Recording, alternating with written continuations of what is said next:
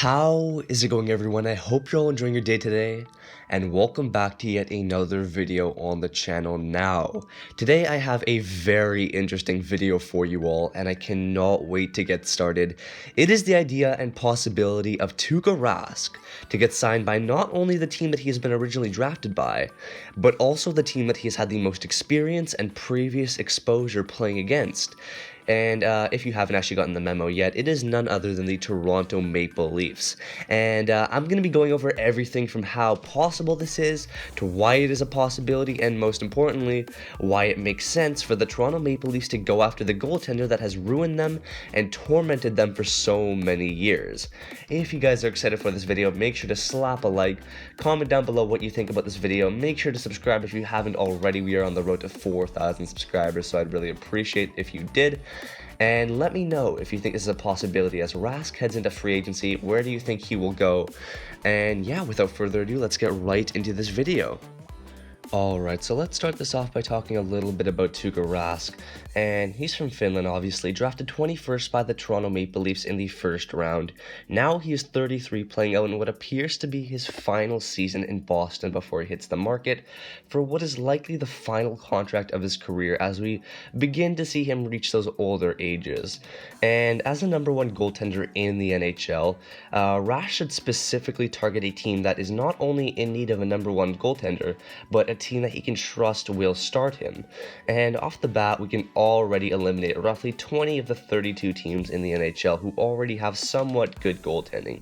And this leaves, off the top of my head, teams like the Blackhawks, Hurricanes, Oilers, and most importantly, the Toronto Maple Leafs.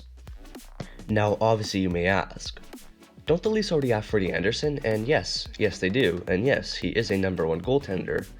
But I predict that they won't have him for likely much longer, as big boy Freddie over here appears to be a little bit ticked off by the fact that his team seems to rely on him a bit too much.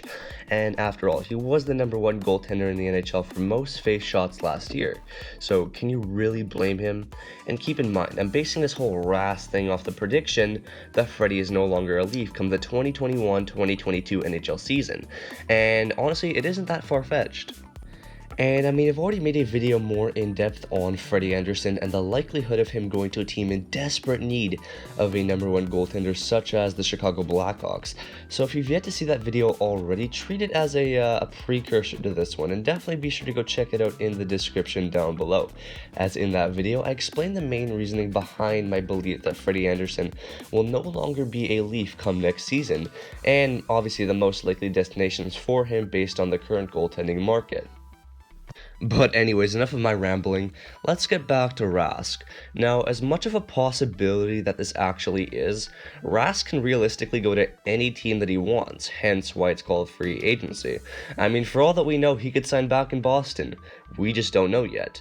But the reason that I've chosen the Leafs over any other team isn't over the irony or the jokes at hand, it's for the fact that this actually makes sense.